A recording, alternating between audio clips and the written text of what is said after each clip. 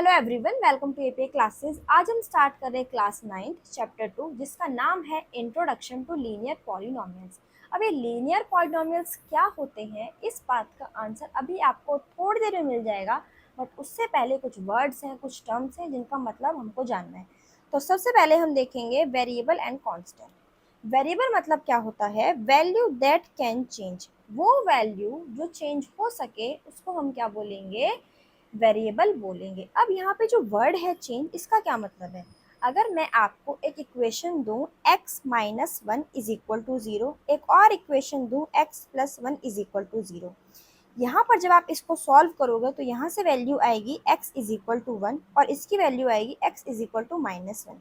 मतलब यहाँ पर x ने एक बार वैल्यू क्या ली? वन, और एक बार वैल्यू क्या आई? Minus one. यहाँ पर x की वैल्यू चेंज हो रही है। अब अगर आप कोई और इक्वेशन लोगे, सपोज आपने x प्लस टू लिया, तो यहाँ से वैल्यू क्या आ जाएगी आपकी? Minus two. तो यहाँ पर हर बार x की वैल्यू चेंज हो रही है, तो जो वैल्यू को चेंज करे उसको हम क्या बोलेंगे? वेरिएबल। तो यहाँ पे चेंज कौन कर रहा है अपनी वैल्यू को? ये x कर रहा है, तो यहाँ पे ये वेरिएबल कौन कहलाएगा? x कहलाएगा। तो इंग्लिश के अंदर आपके पास जितने भी लेटर्स हैं ए से लेके जेड तक, वो सारे के सारे किसके अंदर आते हैं? वेरिएबल्स के अंदर आते हैं। ठीक है, अगर आप देखो तो ए से लेके जेड तक जितने भी हैं, बट मैथ्स के अंदर हम मोस्टली जो ज़्यादा यूज़ कर लेते हैं वो X Y Z P Q, ये सब हम ज़्यादा यूज़ कर लेते हैं, इनको ज़्यादा प्रेफर करते हैं। बट आपके ऊपर कोई भी रेस्ट्रिक्शन नहीं है, आप ए से लेके जेड तक कोई भी लेटर को एज अ वेरिएबल यूज़ कर सकते हो। ठीक है, तो मैं यहाँ पे लिख देती हूँ X Y Z P Q T. ठीक है, ये सारे हमारे क्या होंगे? वेरिएबल्स होंगे। नेक्स्ट हमको देखना है constant. Value that remains the same. वो वैल्यू जो हमेशा सेम रहे उनको हम क्या बोलेंगे? कांस्टेंट बोलेंगे। अब यहाँ पर सेम का क्या मतलब है? सपोज अगर आपसे बोलूँ टू, ये टू आपके लिए भी टू है, मेरे लिए भी टू है, आप कहीं और जाकर देखोगे तब भी टू ही रहेगा। तो ये टू जो है वो अपनी वैल्यू को चेंज नहीं कर रहा, ये टू जो है वो टू ही रहा। तो जितने भी हमारे पास नंबर होते हैं सारे, नेचुरल, होल, रैशनल, इरेशनल, जितने भी आपके पास नंबर है वो सारे के सारे किसके अंदर आएंगे? कांस्टेंट के अंदर आएंगे। ठीक है, तो बेसिकली आपको यहाँ पे नंबर जैसी चीज़ें दिखेंगी, और यहाँ पर आपको लेटर जैसे ABCD वाले, और यहाँ पे 1 2 3 1/4 कुछ भी, पॉइंट वाले, डेसिमल वाले भी, फ्रैक्शन वाले भी, रूट वाले भी, सारे के सारे वो किस में आएंगे? आपके कांस्टेंट के अंदर आएंगे। ठीक है, नेक्स्ट हमको देखना है अब एल्जेब्रिक एक्सप्रेशंस। एल्जेब्रिक एक्सप्रेशंस क्या होता है? It is a combination of terms using plus and minus. एक एल्जेब्रिक एक्सप्रेशन कब फॉर्म होगा? जब आप टर्म्स को कंबाइन करोगे प्लस माइनस का यूज़ करके। अब मुझे ये तो समझ में आ गया कि अगर मुझे एल्जेब्रिक एक्सप्रेशन फॉर्म करना है तो मुझे टर्म्स को कंबाइन करना पड़ेगा प्लस माइनस का यूज़ करके। अब यहाँ पे कंबाइन करना मुझे आता है, बट मुझे ये देखना है कि ये टर्म्स क्या होता है। जब टर्म्स मिलेंगी तभी तो मैं उनको कंबाइन करूँगी। तो पहले हम टर्म्स को समझते हैं। टर्म्स आपके पास या तो कांस्टेंट होगा। कांस्टेंट कैसे दिखेंगी? जैसे मैंने आपको बताया अभी, या तो 2 3 5 कुछ भी, 1/4, इस तरीके के, ये सारे कैसे हमारे कांस्टेंट है जो नंबर जैसे दिखेंगे। या फिर आपकी जो टर्म्स होगी वो वेरिएबल जैसी होगी, मतलब या तो x या फिर y, इस तरीके की सिंपल वेरिएबल जो भी हमारे पास होते हैं ए से लेके जेड तक, वो सब किसमें आएंगे? वेरिएबल में होंगे। या फिर आपकी टर्म हो सकती है कांस्टेंट इनटू वेरिएबल। जब आप एक कांस्टेंट लो, एक वेरिएबल लो, दोनों का क्या कर दो? मल्टीप्लाई कर दो, तो जो फॉर्म होगा वो क्या होगी? आपकी एक टर्म बन जाएगी। तो अगर मैं यहाँ से ले लूँ एक टर्म, मैंने कांस्टेंट मैंने ले लिया 2 और वेरिएबल मैंने ले लिया 2x, तो जब मैं दोनों का मल्टीप्लाई करूँगी तो ये क्या बन जाएगा? 2x। तो ये जो बन के रेडी हुआ है ये एक टर्म फॉर्म हो गई, कौन सी? कांस्टेंट इनटू वेरिएबल वाली। ऐसे आप कोई भी लिख सकते हो, 4y 3z 1/4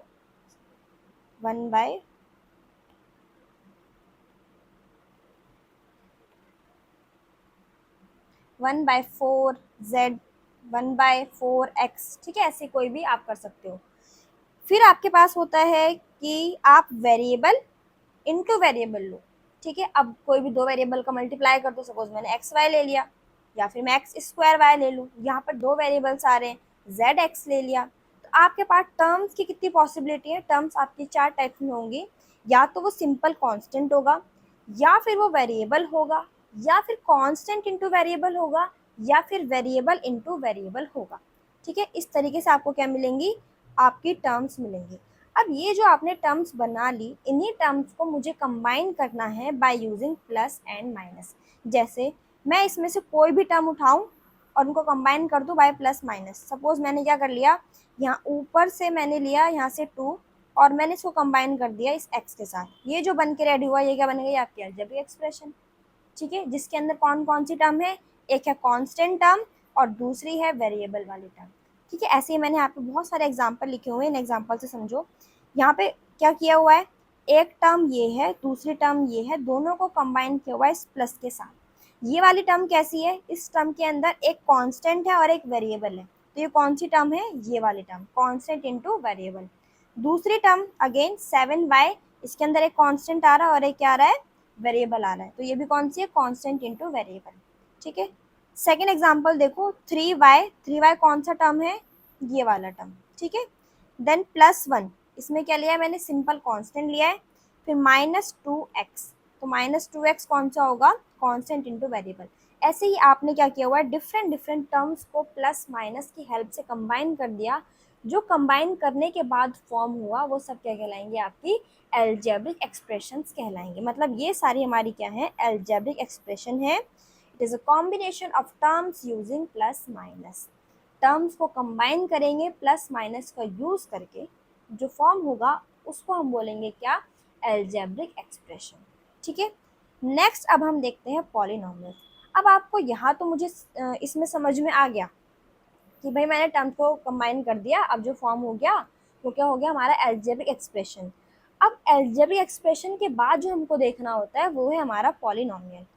polynomial, an algebraic expressions become a polynomial when all the exponents on the variable terms are whole numbers and not in fractional expression।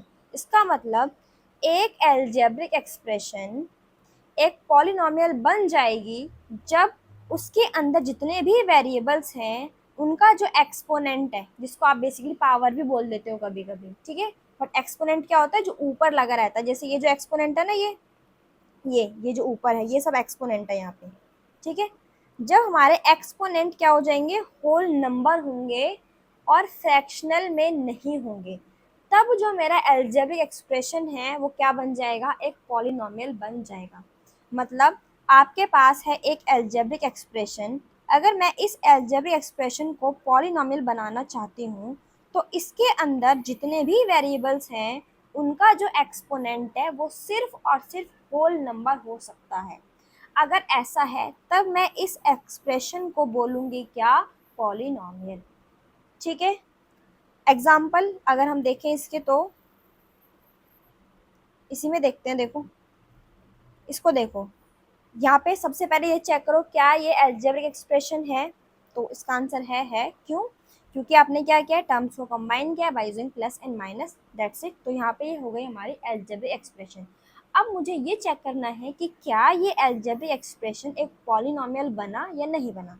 तो उसके लिए सिर्फ और सिर्फ एक कंडीशन है, क्या, मुझे जो इसके अंदर वेरिएबल्स प्रेजेंट है इसकी जो एक्सपोनेंट है उसको चेक करना है। अगर एक्सपोनेंट में सिर्फ और सिर्फ होल नंबर होगा तभी ये एक्सप्रेशन एक पॉलिनोमियल कहलाएगा। अब यहाँ पे मैंने देखा कि x का एक्सपोनेंट क्या है, 5/3, तो ये यहीं पे कैंसिल कर दिया कंडीशन। तो मतलब ये मेरा क्या है, एक पॉलिनोमियल नहीं है। अलजेब्रिक एक्सप्रेशन तो है बट पॉलिनोमियल नहीं है। ठीक है,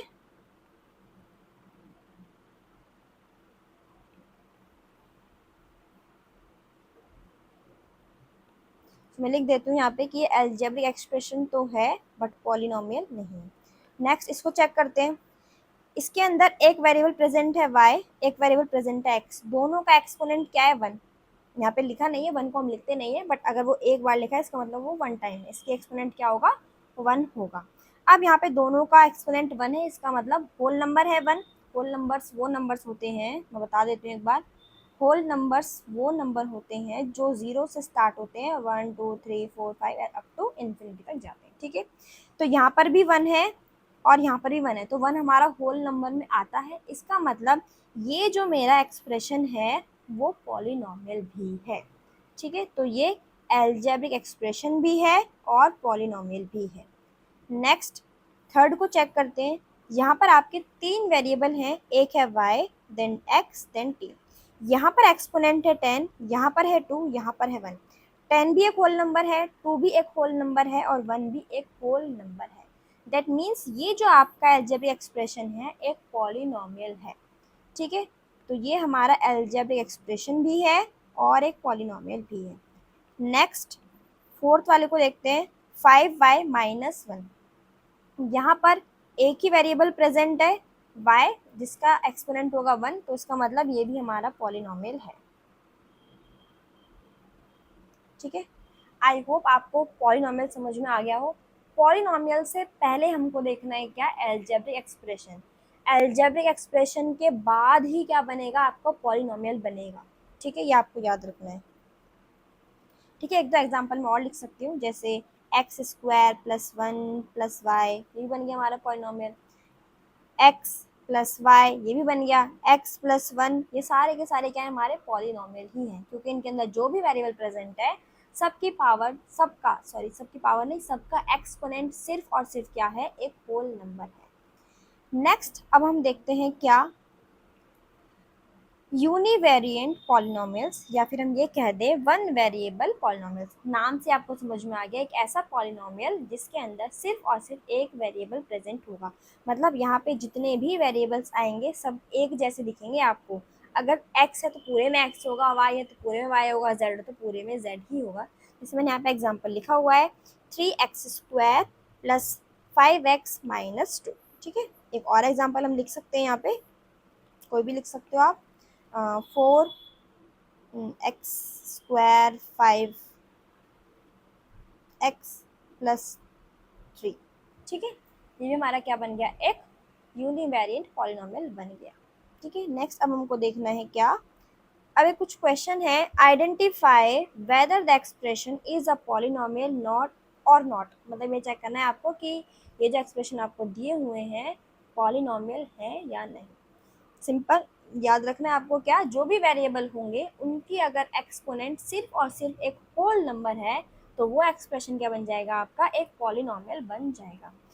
अब यहाँ पे देखो एक्सपोनेंट है 2, यहाँ पर है 1, यहाँ पर भी है 1, तो ये पॉलिनोमियल है। ठीक है, सेकंड में चेक करो, सेकंड में ये कुछ अलग दिख रहा है आपको, 3/x then minus 2x minus 3। यहाँ पे जो मैंने आपको टर्म्स डिफाइन करी थी, टर्म्स क्या थी, या तो आपका कांस्टेंट होगा या वो वेरिएबल होगा, कांस्टेंट इनटू वेरिएबल या फिर वेरिएबल इनटू वेरिएबल।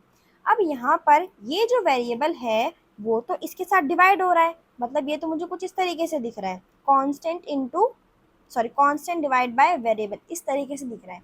तो मुझे पहले क्या करना पड़ेगा, इसको चेंज करना पड़ेगा इनमें से किसी एक में।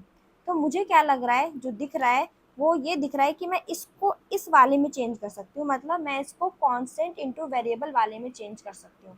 वो कैसे करूँगी, आपने 8th क्लास में चैप्टर पढ़ा होगा, जब आप किसी वेरिएबल की पोजीशन मतलब ऊपर से नीचे लेके जाते हो तो जो उसका एक्सपोनेंट होता है वो नेगेटिव हो जाता है। ठीक है, तो अगर मैं यहाँ पर देखूँ, यहाँ पर इसका एक्सपोनेंट कितना है 1, जब मैं इसको ऊपर लेकर आऊँगी तो वो क्या हो जाएगा, x raise to the power -1। तो ये आपको कुछ इस तरीके से दिखेगा।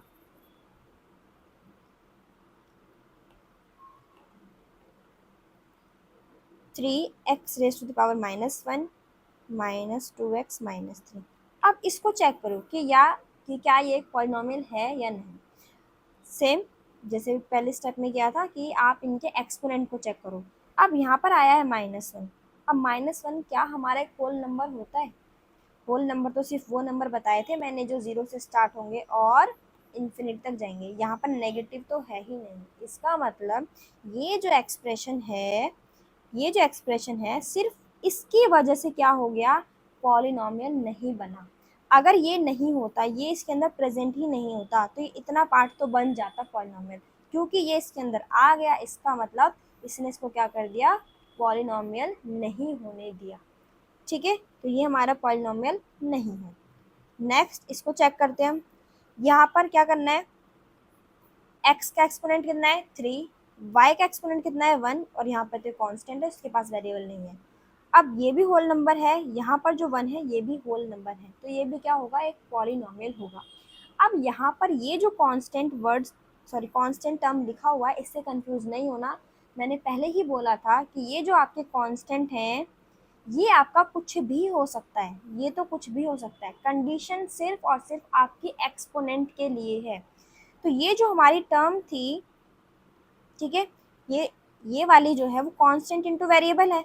अब इस कांस्टेंट में तो मैं कुछ भी लिखूं, बट जो ये वेरिएबल है बस इसका एक्सपोनेंट आपको चेक करना है। तो इसका एक्सपोनेंट यहाँ पे 3 है, ये होल नंबर है। सेम ये वाला कांस्टेंट कुछ भी हो, बट हमें क्या चेक करना है, इसका एक्सपोनेंट। इसका एक्सपोनेंट है 1, इसका मतलब ये भी एक पॉलिनोमियल है।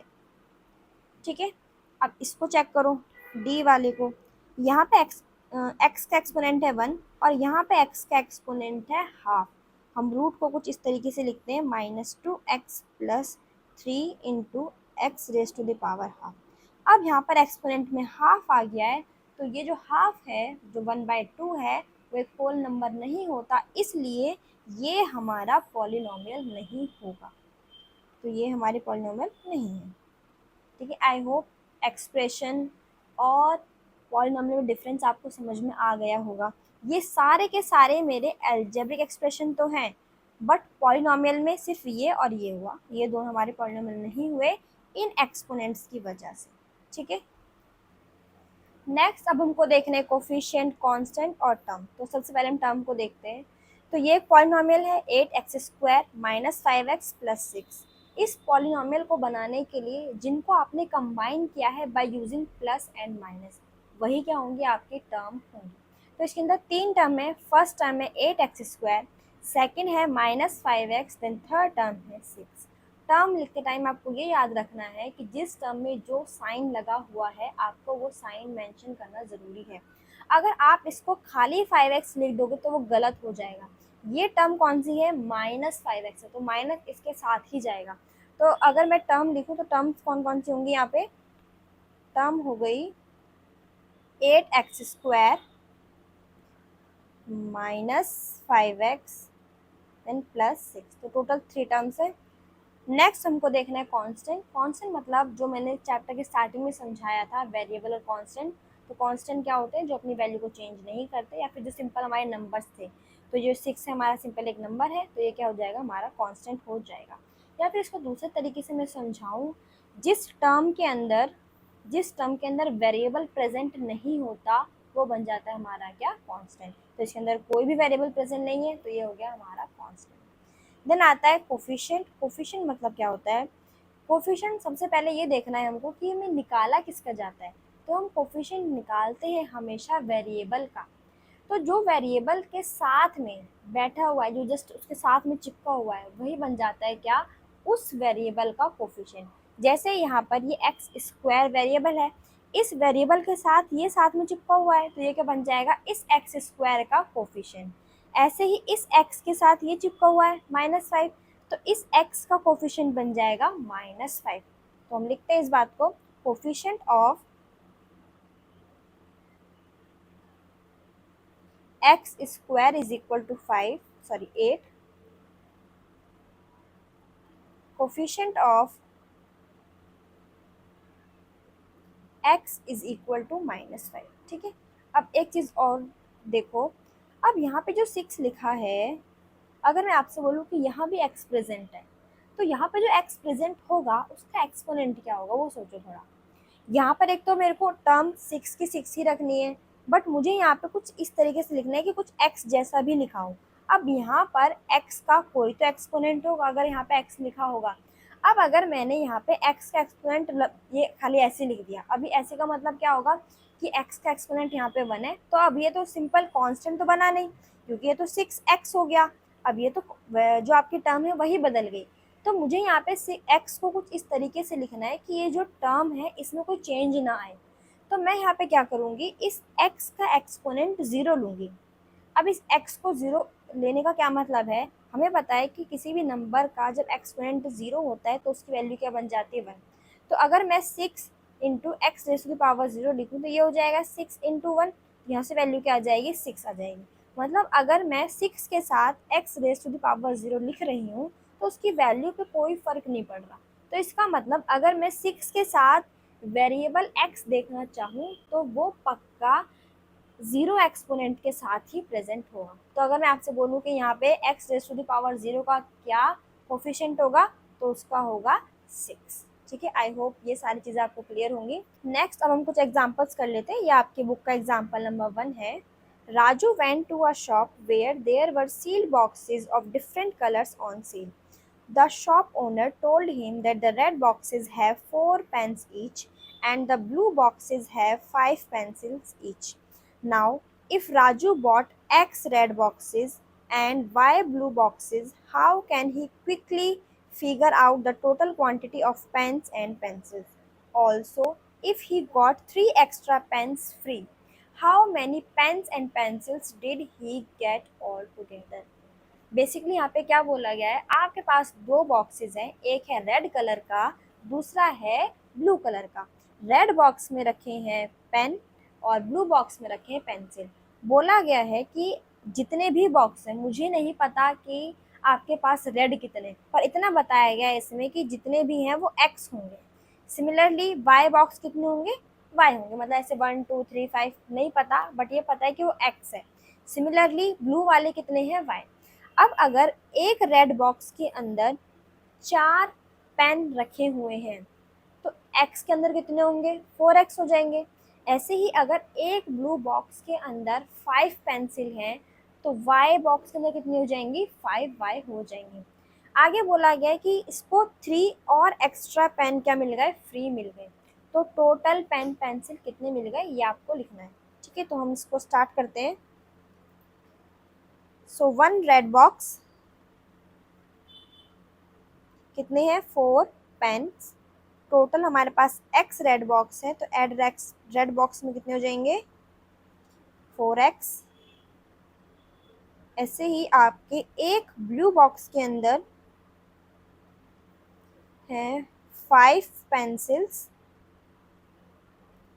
तो y blue boxes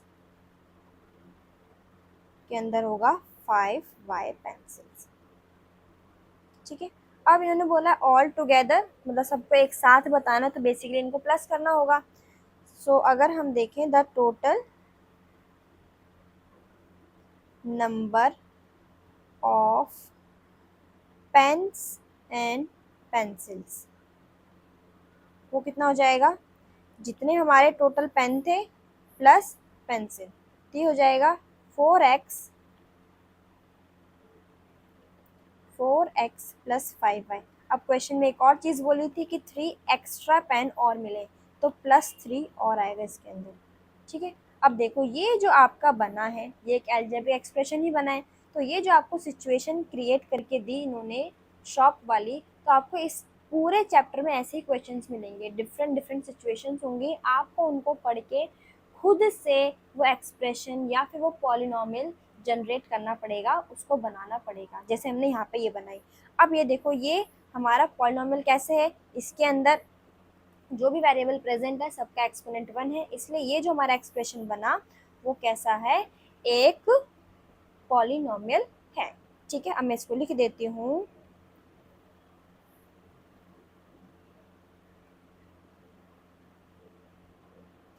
pencil is given by algebraic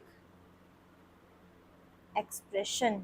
समझ में आया कि अलजेब्रिक एक्सप्रेशन कैसे बना, क्योंकि आपने यहाँ पे टर्म्स को कंबाइन किया है, और टर्म्स को कंबाइन करने पर ही तो आपको एक अलजेब्रिक एक्सप्रेशन मिलता है। यहाँ पे टर्म्स कौन कौन सी हो गई, अगर हम टर्म्स को देखें तो सबसे पहले हम टर्म लिखते हैं। इसमें टर्म्स है 4x, 5y, 3। कांस्टेंट कौन सा है, 3। सो कांस्टेंट हो गया हमारा 3। और अगर मैं आपसे पूछूं कोफिशिएंट ऑफ x, तो कोफिशिएंट ऑफ x क्या हो जाएगा, जो x के साथ में, और कोफिशिएंट ऑफ y क्या हो जाएगा, 5। सो कोफिशिएंट ऑफ x होगा 4 और कोफिशिएंट ऑफ y होगा 5।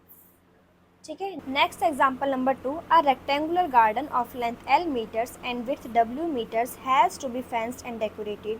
A wire fence is to be laid along the length costing 100 rupees per meter.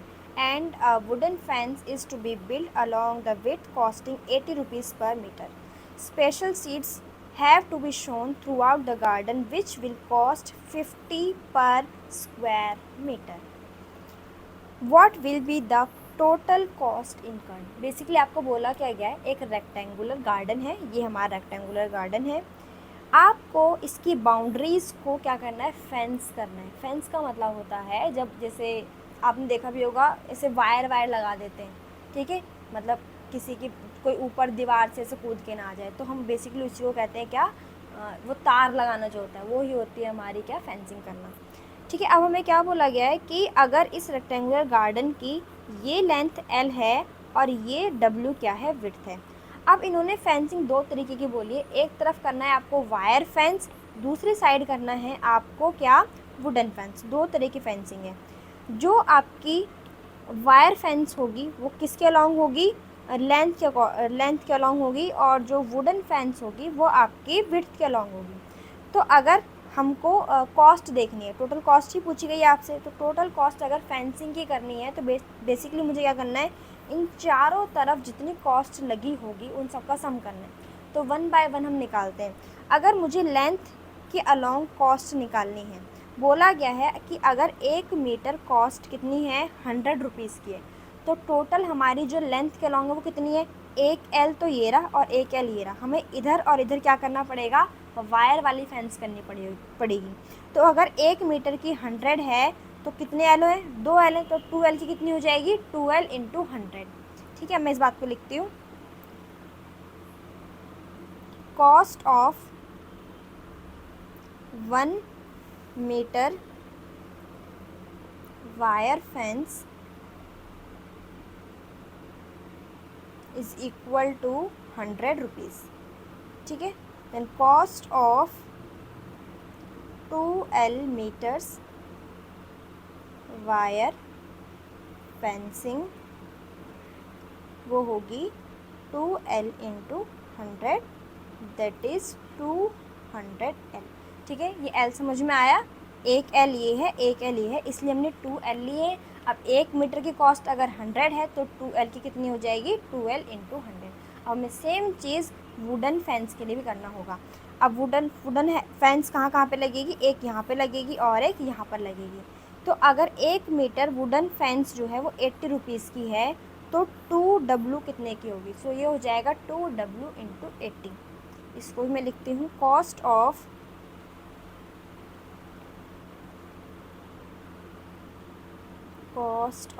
1 metre wooden fencing is equal to 80 rupees. So cost of 2W meters wooden fence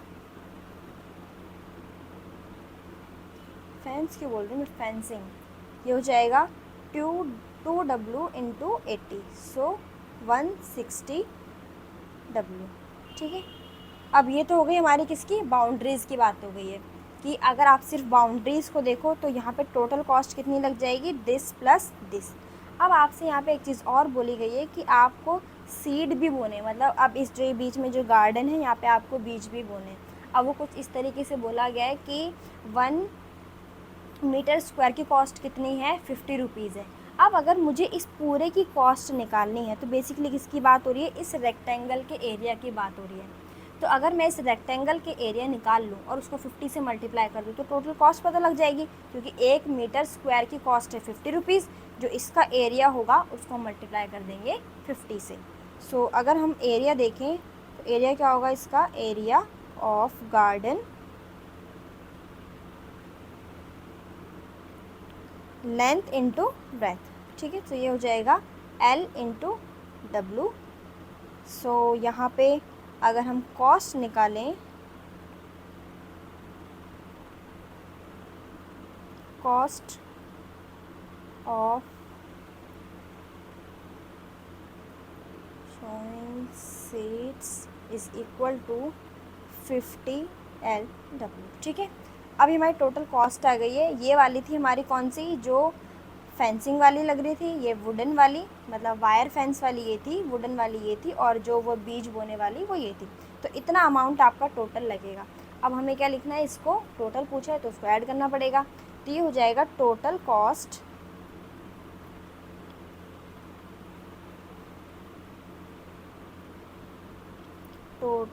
cost is equal to 200L plus 160W plus 50LW। तो इतना amount आपका total लगेगा fencing में और seat लगाने में। ठीक है, अब मुझे क्या दिख रहा है कि ये जो फॉर्म हुआ है, ठीक है, अगेन फिर से एक कंडीशन दिया था आपको, ये कंडीशन पूरी दी थी, इस कंडीशन से हमने क्या बना दिया, एक एल्जेब्रिक एक्सप्रेशन फॉर्म कर लिया जिसके अंदर आपकी 3 टर्म है 1 2 3। ठीक है, तो इसको मैं लिख सकती हूँ this 200L plus 160W plus 50LW is the algebraic expression। मतलब जो हमारी टोटल कॉस्ट है वो एक एल्जेब्रिक एक्सप्रेशन को शो कर रही है। Total algebraic expression for the total cost. ठीक है, आई होप ये एग्जाम्पल आपको समझ आ गया हो। अब हमें क्या बोला गया है आगे, इसी क्वेश्चन के ऊपर कुछ थिंक एंड रिफ्लेक्ट क्वेश्चंस दिए हुए हैं। तो फर्स्ट क्वेश्चन में बोला गया, can you identify the terms, variables and coefficient of this algebraic expression. जो अभी आपने एल्जेब्रिक एक्सप्रेशन फाइंड किया है, इस एल्जेब्रिक एक्सप्रेशन में आपसे टर्म पूछा है, वेरिएबल पूछे हैं और कोफिशिएंट्स पूछे हैं। तो वन बाय वन हम लिख लेते हैं। पहले इसको मैं इधर कॉपी, देन ये हो जाएगा इधर पेस्ट। ठीक है, ये था हमारा एक्सप्रेशन फर्स्ट वाला। तो सबसे पहले हम क्या करते हैं, टर्म्स लिखते हैं। टर्म्स होंगी हमारी 200L, second 160W, then 50LW। ठीक है, सेकंड चीज़ पूछी थी वेरिएबल्स। वेरिएबल्स कौन कौन से हैं इसके अंदर, वेरिएबल तो सिंपल ही है, वेरिएबल एक W है और एक L है। सो वेरिएबल पूछा गया है L और W। कोफिशिएंट पूछा है, कोफिशिएंट किस किस का बताओगे, एक तो यहाँ पे L प्रेजेंट है, L का कोफिशिएंट क्या है 200, W का कोफिशिएंट क्या है 160 और LW का कोफिशिएंट है 50। So coefficient of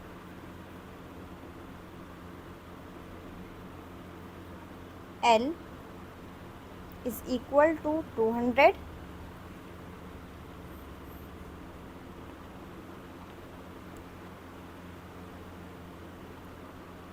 then coefficient of W is equal to 160, then coefficient of LW is 50। ठीक है, ये फर्स्ट पार्ट हो गया इसका। सेकंड में देखते हैं, सेकंड में ये बोला गया है how is it different from the algebraic expression in example 1। जो आपके एग्जाम्पल 1 में एल्जेब्रिक एक्सप्रेशन बना था, ये उससे कैसे डिफरेंट है। ठीक है, एग्जाम्पल 1 में कैसे बनी थी आपकी, ये वाली बनी थी, ये थी आपकी एग्जाम्पल 1 वाली। ठीक है, और ये है आपके एग्जाम्पल 2 वाली। ठीक है, मैं पहले इसको लिख देती हूँ साइड में ताकि आपको दोनों को कंपेयर करने में, डिफरेंस बताने में आसानी हो जाए।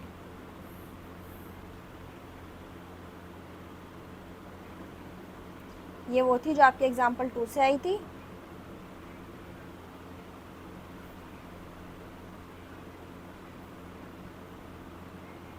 ठीक है, और एग्जाम्पल इससे 4x प्लस 5y प्लस 3, ये था आपका एग्जाम्पल नंबर 1 और ये थी आपके एग्जाम्पल नंबर 2। अब आपको इसमें डिफरेंस बताना है कि ये डिफरेंट कैसे है। सबसे पहला डिफरेंस तो मुझे यही दिख रहा है कि यहाँ पर जो वेरिएबल है, एक तो सिंगल वेरिएबल है, यहाँ पे x अलग है y अलग है, बट यहाँ पे एक टर्म ऐसी भी है जहाँ पर इन दोनों वेरिएबल्स का प्रोडक्ट हो रहा है। एक तो ये डिफरेंस हो गया। दूसरा डिफरेंस मुझे ये दिख रहा है कि यहाँ पर एक कांस्टेंट टर्म भी प्रेजेंट है, बट इस वाले के अंदर कोई भी कांस्टेंट टर्म प्रेजेंट नहीं है। तो ये बेसिकली दो डिफरेंस हमने बता दिए। मैं इसको लिख देती हूँ अब, example 1 has 2 single variable, variables की स्पेलिंग गलत लिखी है, करेक्ट करती हूँ, variables x and y and one constant term जो कि है 3। ठीक है, और एग्जाम्पल नंबर 2 में क्या दिया हुआ है कि जो भी हमारे एक टर्म है उसमें एक टर्म ऐसी है जिसके अंदर वेरिएबल हमारे प्रोडक्ट हो रहे हैं, तो मैं इसको लिख देती हूँ। Example 2 has terms containing the product of 2 variables that is L into W and no constant term। ठीक है, ये था हमारा बेसिक जो डिफरेंस दोनों के बीच में था। अब नेक्स्ट हम करते हैं एग्जाम्पल नंबर 3। ये क्वेश्चन अच्छा है, थोड़ा समझने वाला क्वेश्चन है, तो इसको अच्छे से करना।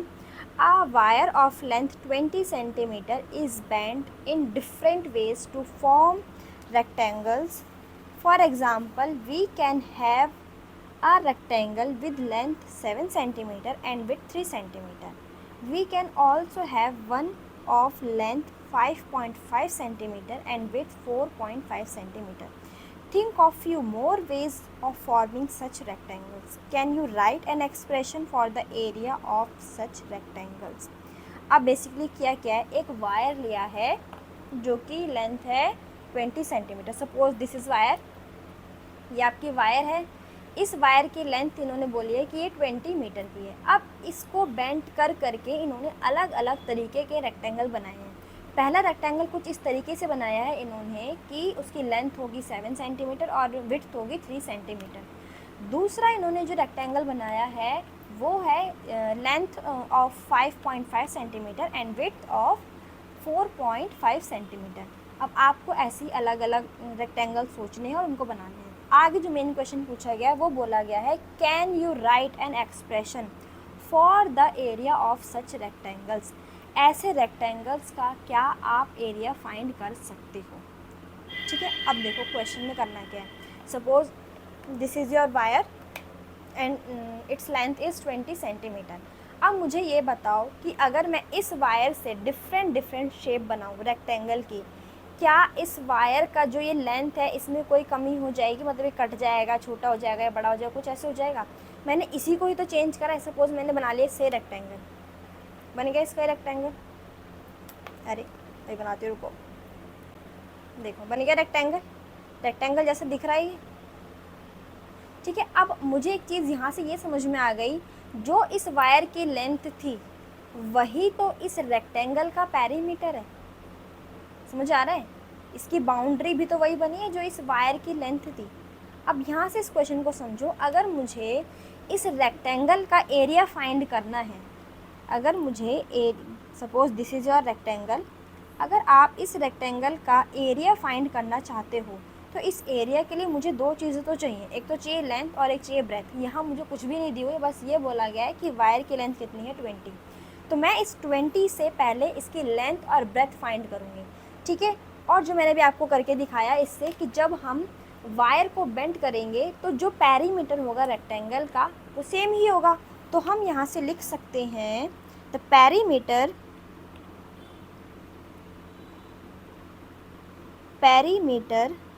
Of rectangle is equal to length of wire. ठीक है, अब पेरीमीटर ऑफ रेक्टेंगल क्या होता है 2 into L plus B. Length of wire given है 20 सेंटीमीटर। अब अगर हम यहाँ से देखें तो एल प्लस बी कितना होगा 20 डिवाइड बाई 2। ये जो 2 है इस पूरे के साथ मल्टीप्लाई में था, जब उधर जाएगा तो वो डिवाइड में हो जाएगा। ठीक है, तो ये हो जाएगा L plus B is equal to 10। इसका मतलब लेंथ और ब्रेथ का जब हम सम करेंगे तो वो कितना आ जाएगा 10 आ जाएगा। अब यहाँ जो मेरे पास एक इक्वेशन बनी, इसके अंदर दो वेरिएबल है, एक है लेंथ दूसरा है ब्रेथ। अब अगर मुझे एक एक्सप्रेशन फॉर्म करना है तो आपने एक्सप्रेशन सीखा था एक एक्सप्रेशन तो तभी फॉर्म होगा ना जब उसमें वेरिएबल आएंगे। मतलब मुझे अगर इसका एरिया फाइंड करना है तो एरिया में कुछ तो मुझे यहाँ पे एक्स वाई जेड कुछ तो लिखना पड़ेगा। ठीक है, तो मैंने क्या किया, यहाँ पे लेट कर लिया, let the length of rectangle is equal to X. अगर लेंथ एक्स है तो ब्रेथ क्या बन जाएगी इसकी, 10 माइनस एक्स, यही तो होगा। जब आपने इसको लेट कर लिया कि ये है इसका, आपकी l प्लस बी क्या थी, 10 थी। अगर आपने इसको x लेट कर लिया तो अगर मैं यहाँ से ब्रेथ फाइंड करना चाहूँ तो ब्रेथ क्या हो जाएगा, 10 माइनस एक्स। ठीक है, यही मैंने यहाँ पे लिखा हुआ है। अब आपके पास लेंथ भी आ गई, ब्रेथ भी आ गई। अब एरिया फाइंड करो। अब एरिया क्या होगा, लेंथ इंटू ब्रेथ, तो area of rectangle, length into breadth होगा तो ये होगा x इंटू 10 माइनस अब x। यहाँ पे एक चीज़, एक जो समझने वाली बात है, ये देखो ब्रैकेट के बाहर, इसको थोड़ा और नीट एंड क्लीन लिखती हूँ, ये हो जाएगा x। हाँ अब समझो, देखो यहाँ पर है ब्रैकेट, ब्रैकेट के बाहर है एक वेरिएबल x। हमेशा याद रखना, और ये आपने 8th क्लास में भी सीखा होगा, जब ब्रैकेट के बाहर कोई वेरिएबल हो या फिर कोई नंबर भी हो, मतलब ब्रैकेट के बाहर अगर कुछ भी रखा है मल्टीप्लाई में, तो वो अंदर जब जाएगा तो ब्रैकेट के हर एक नंबर के पास जाएगा। मतलब अगर ये यहाँ पे x रखा है ब्रैकेट के बाहर मल्टीप्लाई में, तो ब्रैकेट के अंदर जितने भी हमारी टर्म्स प्रेजेंट हैं वो हर एक के पास जाएगा। तो पहले ये जाएगा किसके पास, 10 के पास, तो ये हो जाएगा 10x। फिर ये जाएगा माइनस एक्स के पास, तो ये हो जाएगा माइनस एक्स स्क्वायर। अब ये जो फॉर्म हुआ ये बन गई आपके क्या, एरिया ऑफ रेक्टेंगल। ठीक है, और हमें क्या बोला था, यही बोला था फाइंड करने के लिए कि एरिया ऑफ रेक्टेंगल फाइंड करो एज एन एक्सप्रेशन। तो हमने एरिया ऑफ रेक्टेंगल का एक्सप्रेशन फाइंड कर लिया। आई होप आपको ये समझ आया हो। सो expression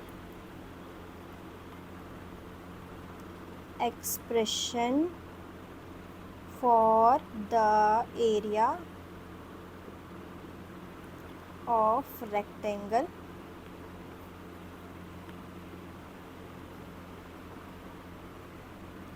is equal to 10x minus x square. ठीक है, नेक्स्ट अब हम करते हैं इसी क्वेश्चन पे बेस्ड थिंक एंड रिफ्लेक्ट है।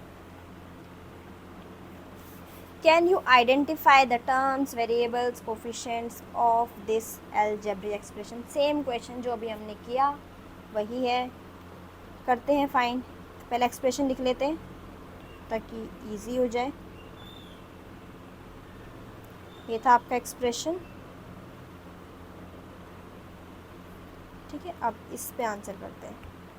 सो फर्स्ट का आंसर करेंगे। पहले बताते हैं टर्म्स। टर्म दो हैं इसके अंदर,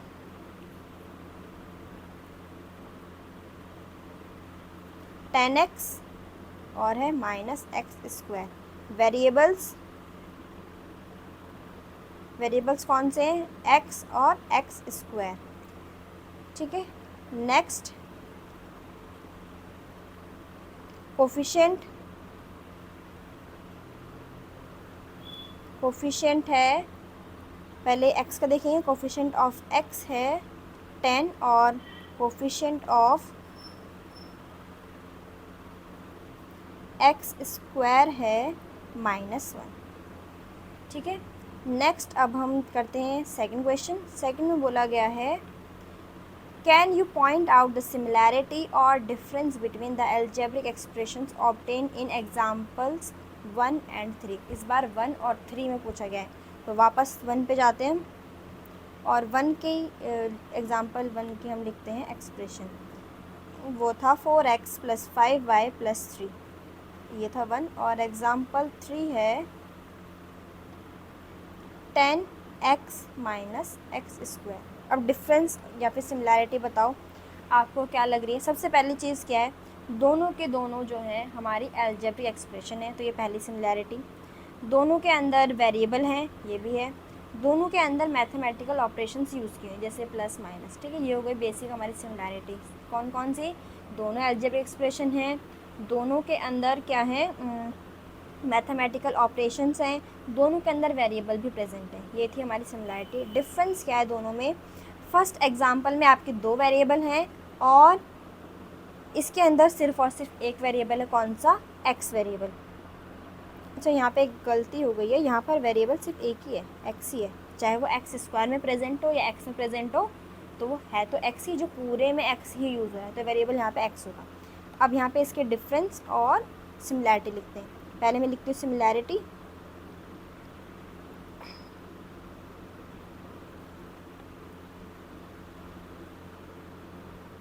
both are algebraic expression, both contain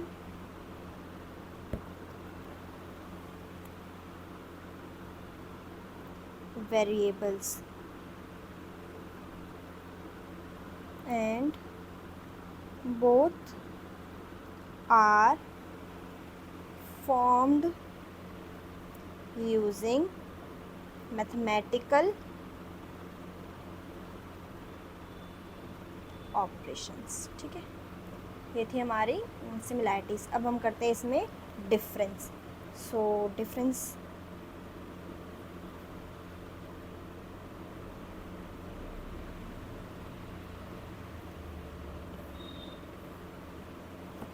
difference क्या है? एग्जाम्पल 1 में 2 वेरिएबल्स हैं। एग्जाम्पल 1 हैज़, पूरा लिख देती हूँ मैं अच्छे से, example 1 4x plus 5y plus 3 has 2 variables